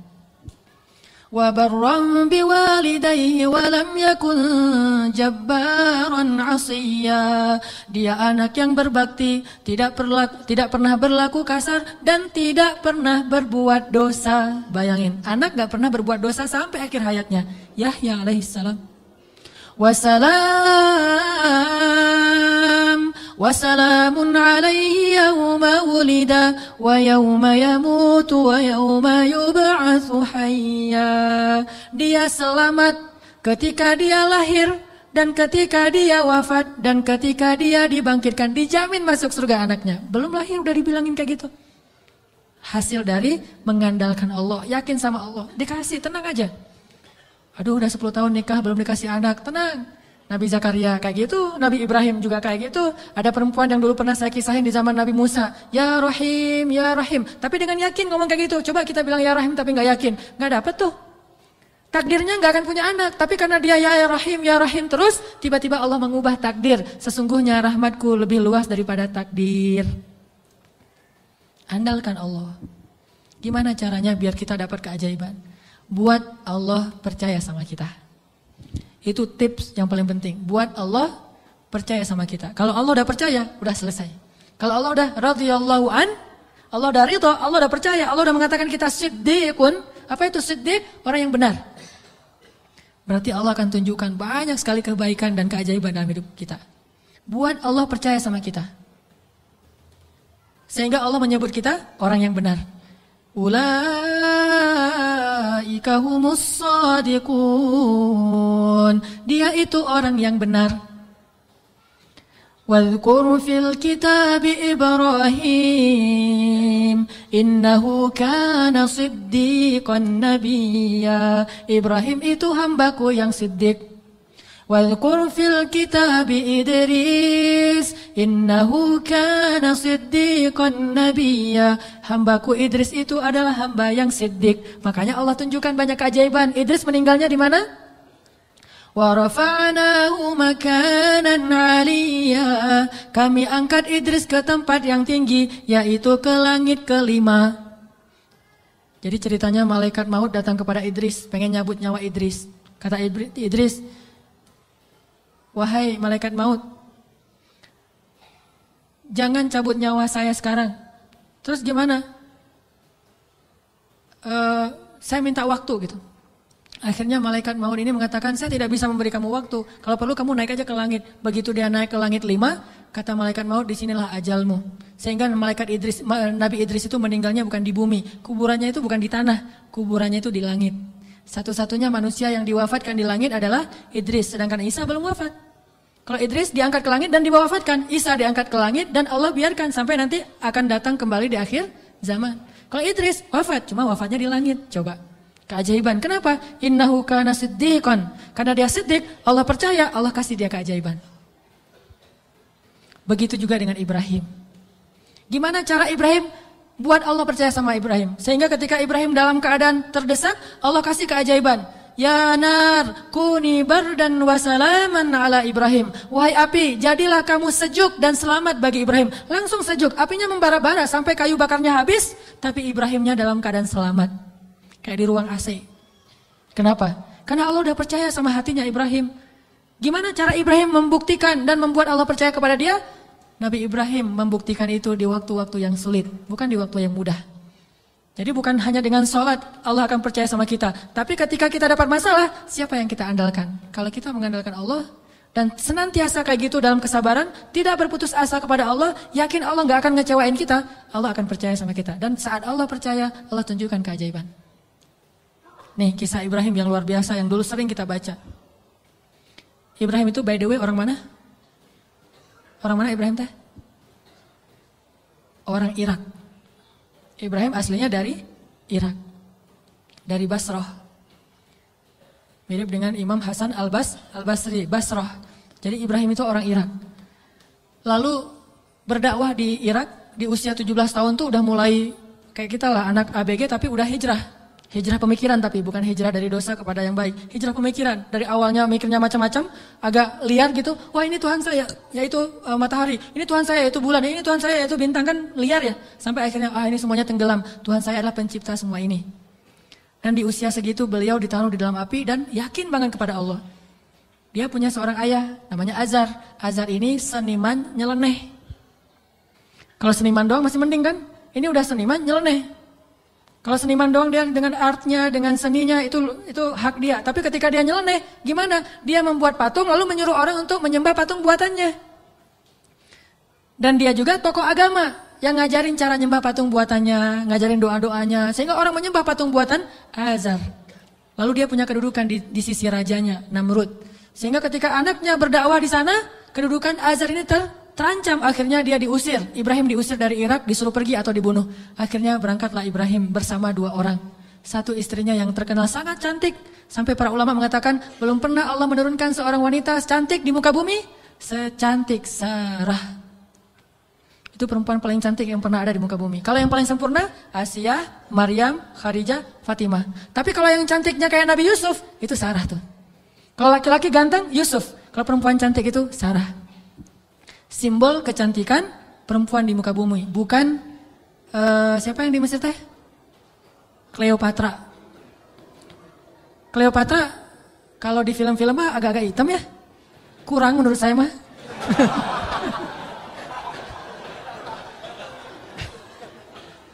Kalau Sarah itu benar-benar cantik tuh, simbol kecantikan wanita di muka bumi.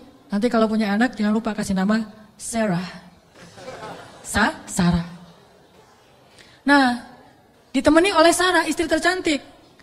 Dan seorang murid yang kelak juga jadi nabi, namanya Lut alaihissalam.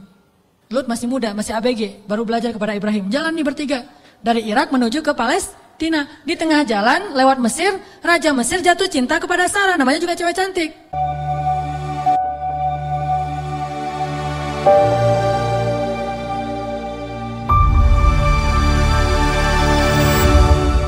Untung gak ada adegan ngiris tangan kayak Yusuf ya. Ngelihat Sarah, wah gitu. Enggak, karena dia bukan nabi. Tapi cantik banget, sampai raja aja yang di Mesir banyak cewek cantik, tapi masih jatuh cinta kepada Sarah. Saking cantiknya Sarah. Begitu tahu Sarah adalah istrinya Ibrahim, akhirnya raja jadi segan, gak berani. Soalnya Ibrahim terkenal dengan kebijaksanaannya, kearifannya, ilmu yang luas. Sehingga lama-lama malah rajanya merasa takjub kepada Ibrahim. Karena tahu ilmu Ibrahim yang sangat banyak, ini menurut sebagian riwayat. Ini riwayat yang terakhir saya baca, ternyata yang paling kuat. Akhirnya raja ini menitipkan salah satu putrinya kepada Ibrahim yang kita kenal dengan nama Hajar. Ternyata Hajar itu menurut sebagian ulama, ini penelitian terakhir, bukan budak Mesir. Hajar itu putri raja. Raja ini punya puluhan anak dari banyak istri karena mereka tidak ada syariat, tidak ada 1, 2, 3, masna wa thulatha wa ruba. Adanya asyarah, isyrun, salasun, 10, 20, 30. Istrinya banyak gitu, sehingga anaknya ratusan. Salah satu di antara anaknya yang perempuan, putrinya namanya Hajar. Dan Hajar ini putri kesayangan Raja Mesir. Dititipin kepada Ibrahim untuk jadi apa? Nyantri di rumah Ibrahim, belajar kebijaksanaan dari Ibrahim. Dititipin nih, Hajar juga cantik, tapi tetap Sarah paling cantik. Berangkat ke Palestina, bertiga sekarang, berempat. Ibrahim, Hajar, Sarah, Hajar dan Lut. Sampai di Palestina sekian tahun, Ibrahim gak dikaruniai anak dari Sarah. Akhirnya Sarah karena merasa tidak tega kepada suaminya, dan suaminya sangat menginginkan anak laki-laki untuk meneruskan dakwahnya, Sarah nawarin kepada Ibrahim, Kang Ibra, wes. Kang Ibrahimovic kalau orang ini ya, kalau bola teh. Kang Ibra, apa neng? Ini Akang serius mau punya anak? Ya serius satu neng, siapa juga yang gak mau punya anak? Ini mah kalau disundakan. Gimana kalau Akang nikah lagi? Tuh neng jangan bercanda tuh neng, gitu. Malu-malu gitu ya.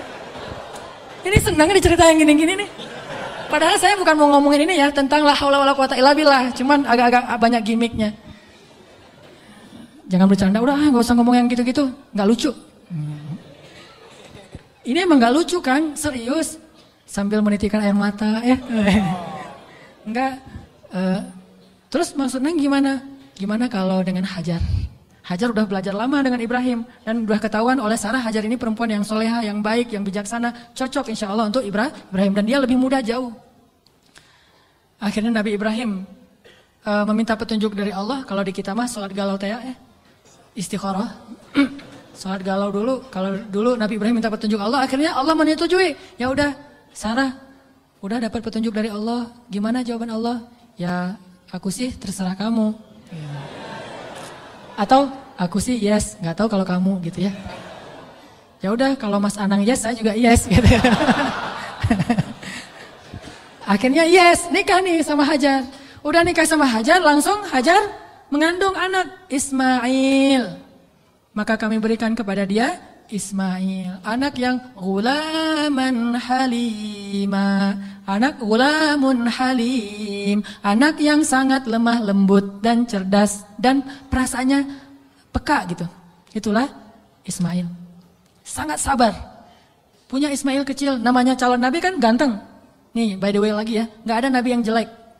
Semua nabi itu keren. Maka insya Allah dai-dai juga para pewaris Nabi harus keren. Ini maksudnya apa sih? Nabi itu semuanya keren gitu ya. Jadi jangan pernah ngebayangin ada Nabi yang biasa-biasa aja, tua, jelek. Semua Nabi itu keren karena dia dutanya langit. Kita duta produk aja cari artis yang paling keren kan? Apalagi Allah nyari dutanya langit. Keren. Ismail kecil tuh udah luar biasa. Aura kenabiannya tuh udah kelihatan. Sehingga akhirnya membuat Sarah, ini mungkin ada benarnya juga kata orang dulu. kalau pengen punya anak, maka suaminya suruh nikah lagi, punya anak, nanti kepancing yang pertama akan punya anak. Ternyata Sarah akhirnya hamil juga kan. Nah Ismail kecil, Ibrahim senang banget punya anak laki-laki, digendong-gendong kayak Nabi Muhammad aja, naik ke atas punggungnya, dibawa kemana-mana, dibangga-banggakan kepada orang, ini anak saya laki-laki, Ismail anaknya Hajar segala macam. Dan banyak tetangga memuji-muji Hajar. Nah ini nih, masalahnya bukan di suami istri, tapi di tetangga, yang bikin istrinya cemburu. Sarah mah pasti awalnya niatnya baik, gak akan cemburu, tapi gara-gara tetangga, Hajar hebat ya, udah punya anak ganteng, mirip banget dengan Hajar, gitu-gitu. Akhirnya Sarah kan jadi panas juga lama-lama tuh. Nah wajar, akhirnya Sarah mengusulkan, janganlah tinggal dengan serumah dengan saya udah gak tahan. Hening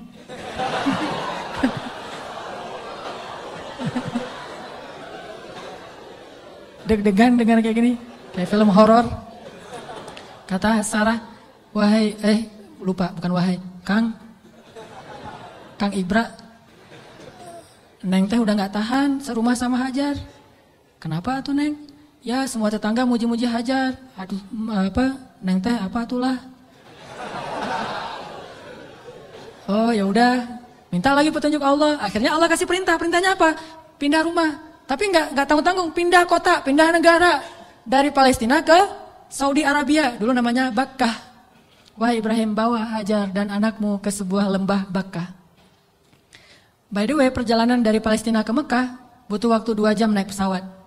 2 jam naik pesawat itu kurang lebih dari Jakarta ke Medan atau Jakarta Surabaya. Tapi Ibrahim tidak naik pesawat, tidak naik buruk, tidak naik onta, gak naik kuda, jalan kaki. Apakah Hajar protes? Kemana Kang Ibra? Pokoknya ikut aja lah gitu. Oh iya, udah ikut aja. Gak pernah nanya kemana, ini saya aja tadi nanya. Gak pernah nanya kemana ya Ibrahim, enggak. Kata Ibrahim, ya Hajar, dapat perintah dari Allah, kita ke lembah Bakkah. Ikut, ya sami'na wa ata'na. Gak pernah nanya kemana, gak pernah naik apa, terus bekalnya gimana, terus gak ada rest area di mana aja, di kilometer berapa. Enggak, udah aja jalan gitu. Coba bayangin suami bawa istri, kadang-kadang kesasar muter-muter, istrinya langsung, wah papa gak tahu jalan, pakai ini atuh GPS. Gak sabar ya. Atau suami ngajak jalan kemana gitu, udah mama turun di mall ini aja, nanti dijemput lagi gitu kan. Minta dijemput di mall. Kalau Hajar, enggak. Mau naik apa, kemana, sami'na wa ata'na kepada suami. Ini supaya Allah percaya sama Ibrahim dan Hajar. Jalan, kira-kira dari dari Jakarta ke Surabaya jalan kaki berapa lama? Atau naik skateboard aja deh. Jalan kaki berapa lama? Tebak aja deh, 1 bulan ya. Perjalanan 1 bulan. Gak ada rest area sama sekali. Makanannya apa yang dibawa sebagai bekal? Roti keras yang kalau dimakan itu harus direndam dulu dengan air. Saking kerasnya roti supaya awet gitu. Jadi kalau udah sampai di oasis kecil, Nabi Ibrahim duduk bersama istrinya, bersama bayinya, rendam roti dulu sambil ngobrol-ngobrol. Wah padang pasir, ya iyalah apalagi gitu. Direndam nih roti sampai akhirnya rotinya udah agak lembut, makan. Hajar ngasih ke anaknya.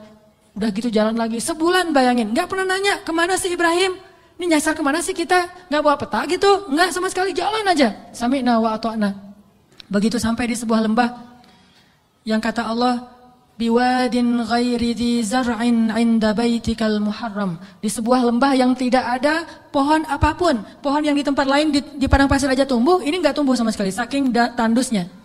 Udah sampai di lembah itu, kemudian Ibrahim mengatakan, disinilah tempat kita. Ini rumah kedua kita. Hajar nggak pernah banding-bandingin. Oh rumah Sarah enak tuh di Palestina. Kok saya ditaruh di sini? Enggak. Udah oh iya tinggal di sini teman Ismail. Dan nggak ngomong-ngomong juga ini gara-gara Hajar, gara-gara Sarah nih. Nggak nyalahin Sarah, nggak nyalahin Ibrahim. Sami'na wa ata'na. Buktikan itu biar Allah percaya sama kita. Kalau Allah percaya, Allah nggak akan ngecewain kita. Sami'na wa ata'na. Ya Ibrahim ya. Tinggal di situ aja. Baru 3 hari tinggal di situ. Akhirnya Ibrahim mengatakan di satu pagi, ya Hajar, aku harus kembali ke Palestina. Baru di situ Hajar tanya, setelah sebulan gak nanya apapun, taat aja. Baru ketika mau ditinggal di lembah yang gak ada air sama sekali, cuma ada air di dalam tempat dari kulit yang mereka punya dan itu hanya bertahan 1 hari lagi. Tiba-tiba Ibrahim bilang mau pergi ke Palestina lagi, baru di situ Hajar bertanya dengan lembut sekali. Ya Ibrahim, kenapa kamu meninggalkan kami di sini? Nanyanya gitu. Mendengar pertanyaan ini Ibrahim gak tega dan langsung pergi. Gak menjawab, gak ngelihat, pergi aja. Melihat suaminya pergi, anaknya lagi digendong. Ibrahim Hajar nggak pernah mengatakan kamu tega sama saya. Kalau kamu tega sama saya minimal jangan tega dong sama bayi saya. Sinetron banget ya. Ini sama bayi saya nih, bayi kita Ibrahim. Ini hasil cinta kita berdua gitu kan. Enggak sama sekali, enggak baper lah. Iman tuh mengalahkan baper. Ya Ibrahim, kenapa engkau tinggalkan kami di sini? Cuma sesingkat itu pertanyaannya, lembut lah gitu. Dan enggak marah-marah. Pokoknya kalau kamu pergi, jangan balik lagi. Enggak gitu. Ibrahim enggak tega, akhirnya Ibrahim jalan aja. Begitu agak jauh Ibrahim jalan, baru Sarah nanya dengan pertanyaan yang benar. Allahu amaraka bihadza? Apakah Allah yang menyuruhmu begini?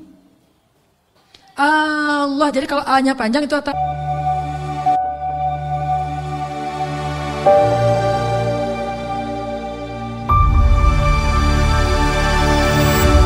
artinya apakah Allah? Kalau Allahnya pendek berarti Allah aja. Jadi kalau kita azan jangan Allahu Akbar, Allahu Akbar. Apakah Allah Maha Besar? Itu salah ya. Makanya A-nya jangan kepanjangan, kecuali bertanya. Allah, A itu apakah? Makanya Hajar bilang, Allahu amaraka bihadza, apakah Allah yang menyuruhmu begini ya Ibrahim? Baru Ibrahim berhenti dan mengatakan, ya. Ini setelahnya kalimatnya powerful banget. Apa kata Hajar? Idzan la yudayyi'anallah. Kalau gitu pergilah wahai suamiku, Allah enggak akan mengecewakan kami. Coba. Baru Allah percaya sama Hajar. Kalau gitu pergilah suamiku, Allah enggak akan mengecewakan kami. Jadi kita, Mah, Papa pergi dulu ya. Papa baru datang pergi lagi. Gak usah dijawab. Langsung aja nyalain kendaraan. Nanti istri akan nanya, Pak, Allah yang nyuruh Papa pergi. Baru dijawab. Kalau dia gak nanya gitu, berarti pertanyaannya salah. Jadi jangan dijawab. Udah jangan nyalain kendaraan deh. Pakai helm. Gereng. Ujung-ujungnya baru nanti di SMS. Pak, kemana Pak? Allah yang nyuruh Papa pergi ya. Baru kita bilang, benar Mah, Allah yang nyuruh. Yaitu untuk talim. Kan Allah yang nyuruh kan? Talim. Oh kalau gitu pergilah Pak. Selama-lamanya.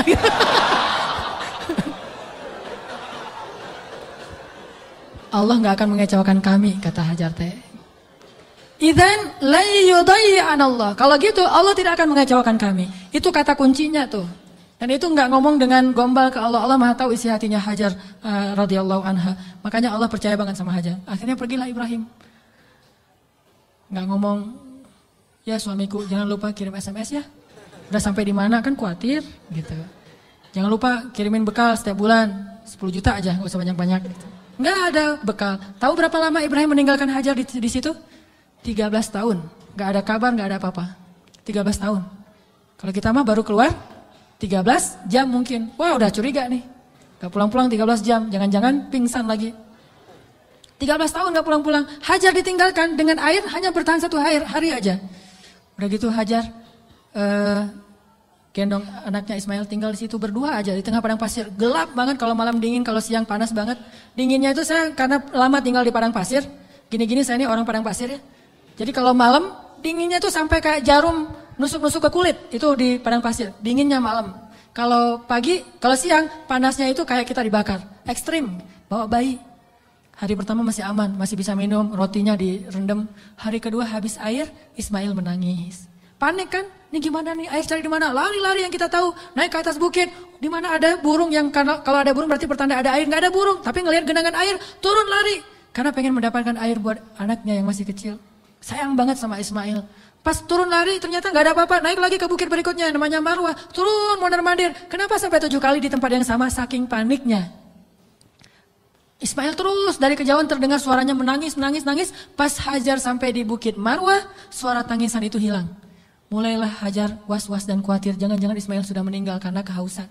Akhirnya Hajar berlari ke arah Ismail. Ketika dia mendekat, dia melihat seorang laki-laki bertubuh yang gagah gitu. Dia pakai baju jubah berwarna putih, dia pakai sorban berwarna putih, seperti saya pulang dari masjid. Malaikat, kalau ini malaikat beneran. Kalau tadi kata anak kecil, oh malaikat lewat gitu. Kalau ini malaikat beneran. Dan dia memberi minuman kepada Ismail. Dialah Jibril alaihissalam. Tapi Hajar kan gak tahu itu Jibril. Dikirain orang yang mau perdagangan manusia atau apa gitu. Datang Hajar ke arah Ismail. Tiba-tiba laki-laki itu menghilang. Namanya juga malaikat tling gitu aja hilang gitu. Udah hilang. Dilihat di bawah kaki Ismail ada mata air. Yang kita sebut zam-zam. Minumlah. Mulailah peradaban di situ. Dan Zam-Zam ini mata air paling ajaib di dunia. Paling berkah, seberkah susu ibu kepada anaknya. Kenapa saya bilang berkah? Dia keluar sesuai dengan kebutuhan. Ketika jamaah haji ramai di kota Mekah sampai 3 juta orang, mereka tidak kekurangan air Zam-Zam. Masing-masing minum, setiap datang ke masjid minum Zam-Zam, pulang dari masjid minum Zam-Zam, pulang ke kampung halaman bawa Zam-Zam 1 liter, 5 liter, 10 liter. Kan? 3 juta orang tapi nggak pernah kurang dan nggak pernah kering air Zam-Zamnya. Keluar terus untuk 3 juta orang. Begitu musim haji selesai, Zulhijjah berlalu, berganti dengan bulan Muharram, di stoplah haji dan belum dibuka visa umroh. Sehingga Mekah sepi. Kalau kita umroh di waktu itu, yaitu umroh transit, kita bisa cium Hajar Aswad setiap kali kita putaran tawaf. Saking sepinya. Tapi air Zam-Zam tidak membanjiri kota Mekah. Kalau lagi ramai, keluar banyak. Kalau lagi sedikit, keluar sedikit. Air yang sangat berkah, keajaiban dari Allah. Akhirnya tinggallah di situ. Yang luar biasa, 13 tahun tidak dijenguk oleh suaminya, Hajar gak pernah ngejelek-jelekin ayahnya Ismail di hadapan Ismail. Kamu harus tahu, kamu gak boleh seperti ayahmu nanti kalau udah gede. Enggak sama sekali, ini imajinasi sejarah ya, biar kita tahu gimana sebenarnya Hajar. Saya enggak, walaupun ini agak herai tapi serius. Biar kita kebayang gimana solehahnya Hajar. Kan bisa aja normalnya perempuan akan bilang, pokoknya mama kecewa banget. Jangan sampai kamu mengulangi ini kepada istrimu. Hati perempuan. Gak pernah ngomong kayak gitu. Padahal pantas gak sih Hajar kecewa? Pantas ya. 13 tahun gak ada berita. Dan secara fikih itu udah bisa meminta cerai loh. Secara fikih udah bisa hulu itu minta cerai kepada hakim. Tapi Hajar tidak sama sekali menjelekkan Ibrahim di hadapan anaknya. Apa buktinya? Ketika 13 tahun kemudian datang Ibrahim, Ismail akrab-akrab aja sesama ayahnya. Ayah gitu. Oh ini nih mah orangnya nih mah. Nah. Wah udah nih, kan Ismail udah gede, 13 tahun orang Arab kan beda sama kita, 13 tahun kita kan masih culun. 13 tahunnya orang Arab itu udah memimpin pasukan seperti Usamah bin Zaid, cucunya Rasulullah, cucu angkat, udah memimpin pasukan tuh 13 tahun usianya. Jadi udah gagah, dan bahasa Allah itu ketika Ismail sudah berusia sebaya, artinya udah gagah gitu. Coba, Ibrahim waktu itu usianya berapa? 101 tahun. Ketemu kakek-kakek 101 tahun, mah yang mana orangnya? Ini, kan bisa aja kan? Enggak, mah siapa itu? Itulah ayahmu Ibrahim, wahai Ismail. Ayah langsung datang, cium tangannya. Ayah gitu. Nggak ada seusan sama sekali. Itu hasil pendidikan Hajar yang luar biasa loh kepada anaknya. Dan bukti yang lebih berat lagi, 3 hari kemudian Ibrahim mimpi menyembelih anaknya. Dan tahukah kita apa jawaban anak itu? Wahai ayahku tersayang. Bahasanya ya abati. Bukan ya terserah ayah deh. 13 tahun ditinggalin, sekarang mau nyembelih lagi. Ini bukan hasil pendidikan Ibrahim nih. Ini anak hasil pendidikan Hajar banget nih. Bukan Ibrahim yang mendidik dia, tetapi Hajar. Ibrahim mendoakan dia. Pelajarannya apa? Pendidikan anak yang paling berpengaruh itu dari ibu. Tapi doa adalah dari ayah. Rabbi habli minas sholihin. Ibrahim yang mendoakan dia dari langit. Hajar yang mendidiknya di bumi. 13 tahun akhirnya kata dia, ya abati, wahai ayahku tersayang. If'al ma tu'mar, lakukan apa yang diperintahkan kepada ayah. Satajiduni insyaallah minas sabirin.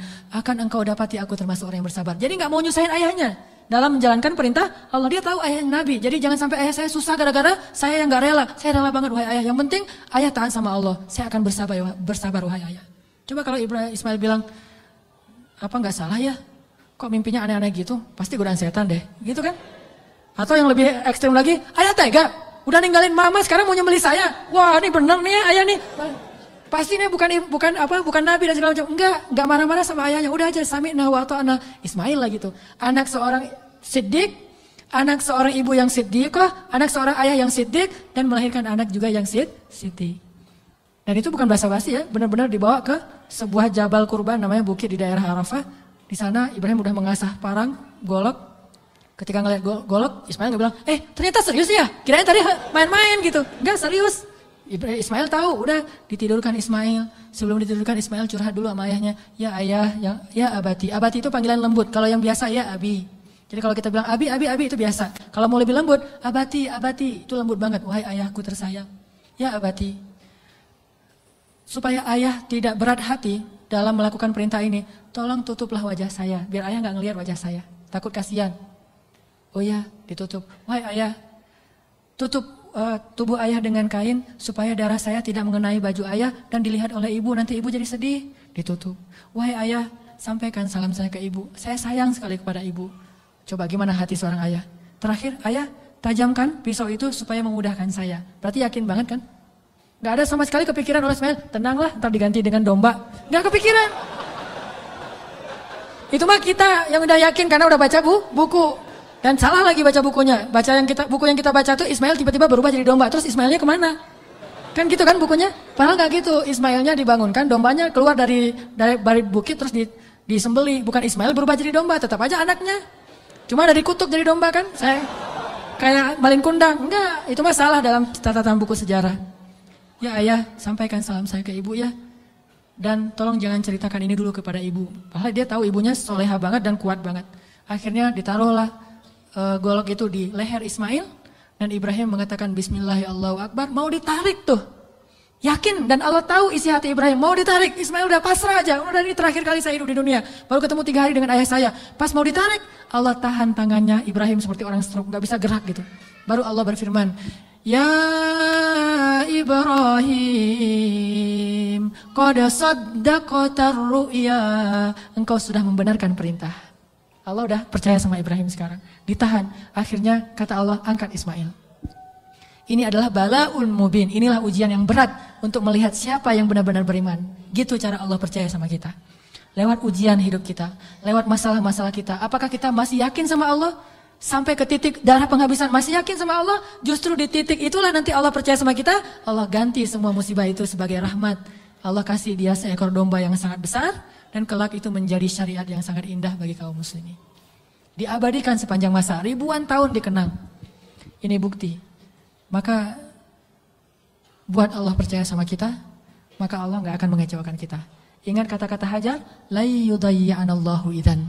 Kalau Allah yang memerintahkan gini, berarti Allah tidak akan mengecewakan saya. Cukuplah Allah yang menyuruh kita, yakin Allah gak akan ngecewain kita. Udah setelah itu, hasbunallah, la haula wala quwata illa billah, tawakkaltu 'alallah, aslamtu ilallah, dan seterusnya. Insyaallah kita akan melihat keajaiban.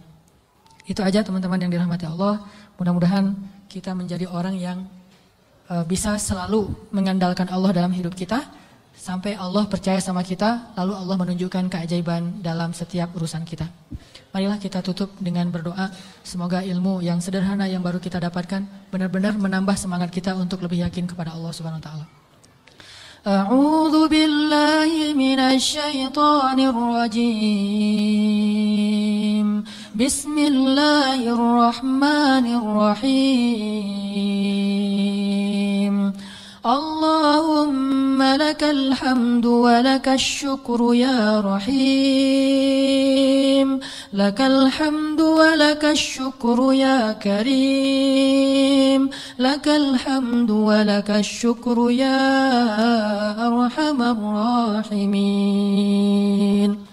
Allahumma إليك أسلمنا وبك آمنا وعليك توكلنا وبك خاصمنا وإليك أنبنا يا رب العالمين يا رب العالمين يا رب العالمين اللهم أنت ربنا لا إله إلا أنت خلقتنا ونحن عبادك يا خالق يا خالق يا خالق يا رازق اللهم أسلمنا إليك أنت الحي القيوم أنت الذي لا تأخذه سنة ولا نوم أنت الخالق يا الله بيدك الخير يا الله أنت الذي على كل شيء قدير يا الله Segala kebaikan ada di tangan-Mu ya Allah. Ya Allah, Engkaulah yang Maha Pemurah ya Allah. Ya Allah, Engkaulah yang Maha Pengasih ya Allah. Ya Allah, tidak ada yang susah dan sulit bagimu ya Allah. Engkau Maha Kuasa atas segala sesuatu ya Allah. Engkau hanya mengatakan kun, maka segalanya menjadi seperti kehendak-Mu ya Allah. Ma syi'ta kan wa ma lam tasya' lam yakun ya Allah. Apa yang Engkau kehendaki pasti terjadi, dan apa yang tidak Engkau kehendaki tidak akan terjadi ya Allah. Kami yakin kepada kebesaran-Mu ya Allah. Kami yakin tidak ada hal yang mustahil bagimu ya Allah. Tidak ada hal yang mustahil satupun di muka bumi ini, di langit dan di bumi bagimu ya Allah. Engkaulah yang telah menciptakan langit yang maha luas, yang bahkan kami belum tahu di mana tepi dari langit itu ya Allah. Engkaulah yang telah menciptakan bintang-bintang yang sangat banyak, bahkan kami tidak sanggup menghitung jumlahnya ya Allah. Engkaulah yang telah menciptakan setiap butir-butir yang ada di dalam tanah, yang kemudian tumbuh menjadi tanaman, menjadi pohon yang besar, lalu memberikan buah-buah yang ranum kepada kami. Engkaulah yang telah memberikan janin di dalam rahim para perempuan-perempuan yang Engkau kehendaki, yang dengan itu Engkau menciptakan manusia dengan bentuk yang sempurna. Engkaulah yang Maha Kuasa atas segala sesuatu ya Allah. Engkau memberikan rezeki kepada siapa yang Engkau kehendaki. Tidak ada yang bisa menghalanginya, tidak ada seorang pun ya Allah. Engkau punya segala cara, bahkan kadang Engkau tidak perlu cara untuk memberikan kebaikan kepada hamba-Mu. La haula wa la quwwata illa billah. Tidak ada daya dan upaya kecuali Engkau ya Allah. Tidak ada daya dan upaya bagi kami kecuali dengan pertolongan dari-Mu ya Allah. Iyyaka na'budu wa iyyaka nasta'in. Wa iyyaka nasta'in. Wa iyyaka nasta'in. Ya Allah, sesungguhnya salat kami, ibadah kami, ruku dan sujud kami, hidup kami persembahkan untuk-Mu ya Allah. Ajarkan kami untuk tulus dalam mengatakan kalimat yang mulia itu ya Allah, sehingga benar-benar kami menyerahkan hidup dan mati kami kepada-Mu ya Allah. Inna salati wa nusuki wa mahyaya wa mamati lillah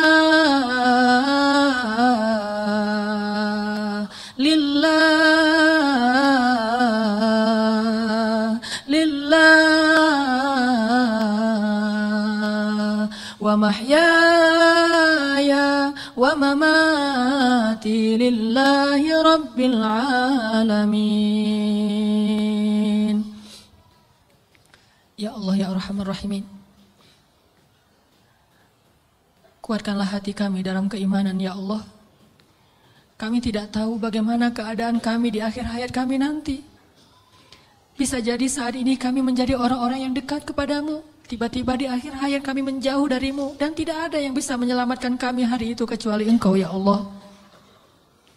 Bisa jadi sekarang kami rajin ke masjid, sholat berjamaah, tetapi di akhir hayat kami berputus asa sehingga kami meninggalkan panggilan-Mu ya Allah.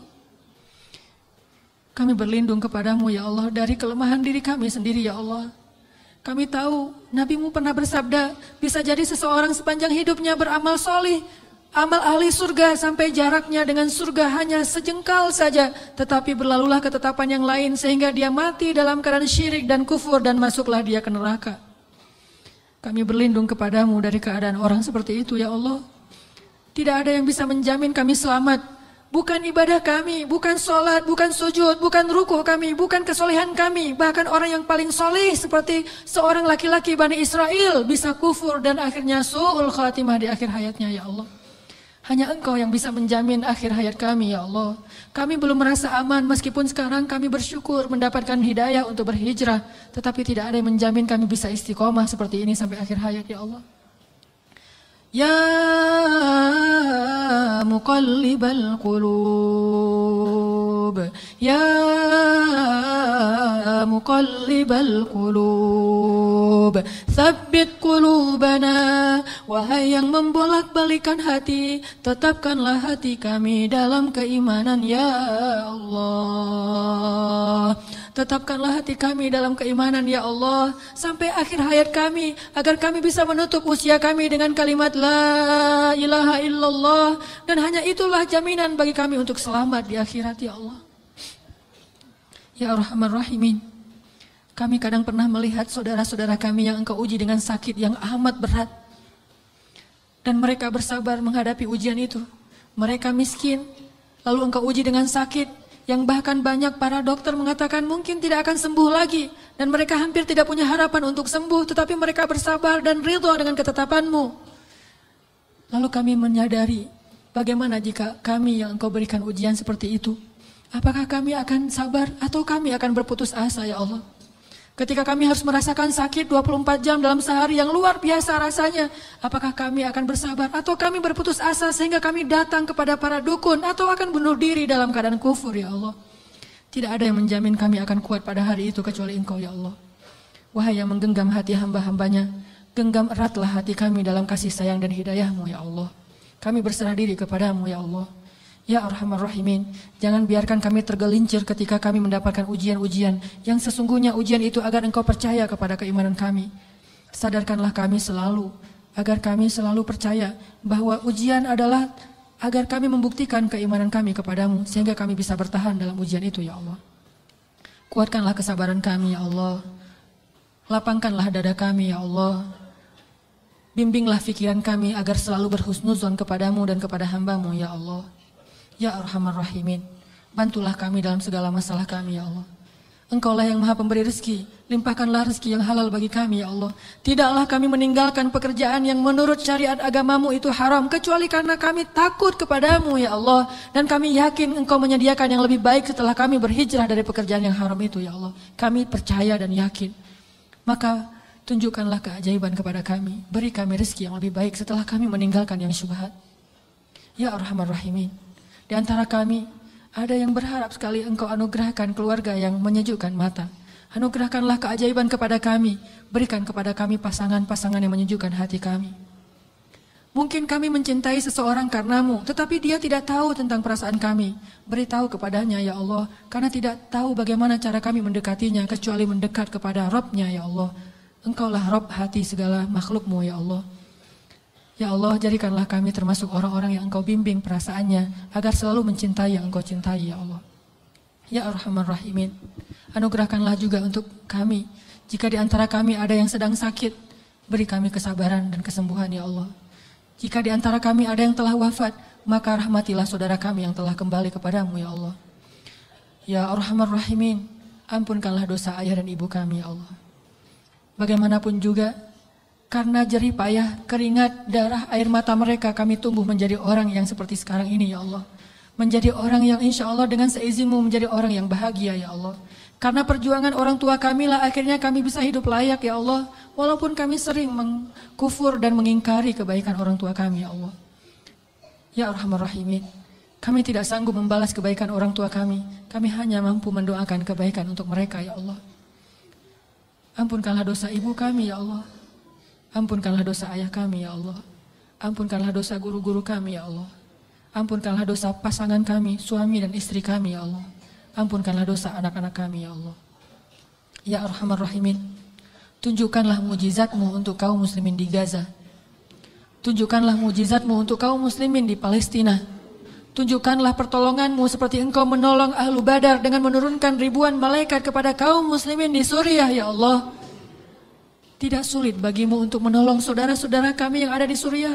Senjata-senjata orang kafir tidak ada apa-apanya dibandingkan kebesaran-Mu ya Allah. Kami percaya kepada kemahaagungan dan kekuatan-Mu yang tidak ada bandingannya ya Allah. Engkau dengan mudah menghancurkan pasukan Ahzab. Engkau dengan mudah membobol benteng-benteng Konstantinopel. Engkau dengan mudah menghancurkan orang-orang kafir di padang Badar. Engkau dengan mudah menghancurkan benteng-benteng Yahudi di Khaybar. Mudah bagimu ya Allah. Sangat mudah bagimu untuk menghancurkan orang-orang yang memusuhi kaum muslimin. Tapi kami sadar, jika Engkau memberikan ujian kepada kaum muslimin hari ini, Sesungguhnya Engkau menginginkan agar kami menunjukkan persaudaraan di antara kami. Agar kaum muslimin yang ada di Indonesia berempati dan mereka mau membantu saudaranya di Palestina, Suriah, Irak, Yaman, dan seluruh dunia ya Allah. Engkau ingin menghubungkan hati-hati kaum muslimin dengan ujian ini. Kami tahu ya Allah. Tetapi kami tetap berharap bantuan dan kasih sayang-Mu ya Allah. Sadarkanlah kaum muslimin. Mungkin tidak banyak berita yang menyiarkan tentang keadaan saudara kami di Suriah. Tetapi hati kami tidak tertutup untuk mereka ya Allah.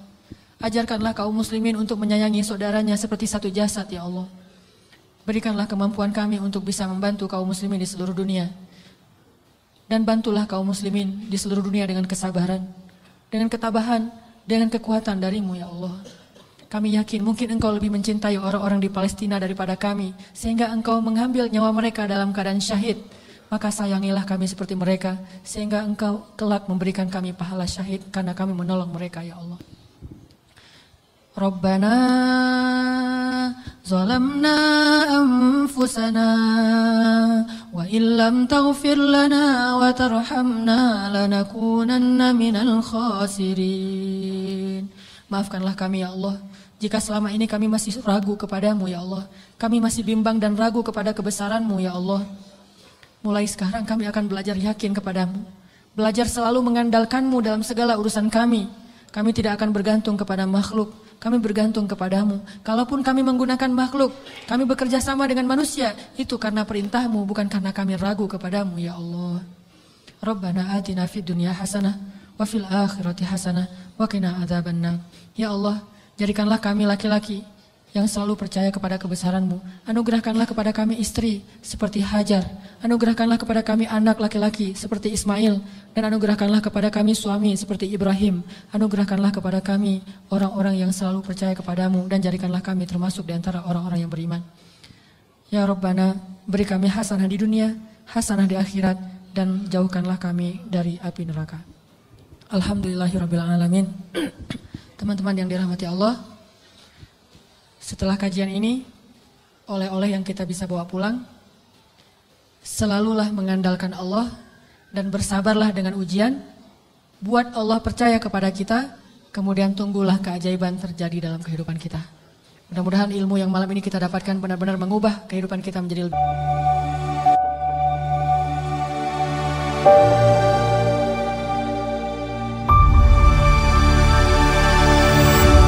Ceramah ini menekankan pentingnya kejujuran hati dalam berzikir dan berdoa kepada Allah agar tercipta keselarasan antara ucapan dengan keyakinan yang mendalam. Dengan menyandarkan sepenuhnya segala urusan kepada Allah, kita akan melihat keajaiban-keajaiban dalam hidup sebagaimana kisah-kisah Nabi Ibrahim, Ismail, dan Hajar yang mempercayai Allah dengan sepenuh hati dalam ujian-ujian berat mereka. Allah tidak akan mengecewakan hamba-hambanya yang jujur dan tulus dalam bergantung kepadanya. Maka menghadapi segala masalah dengan tawakal dan keyakinan penuh kepada Allah diiringi dengan doa dan zikir yang khusyuk akan membuka jalan keluar dan keberkahan yang luar biasa.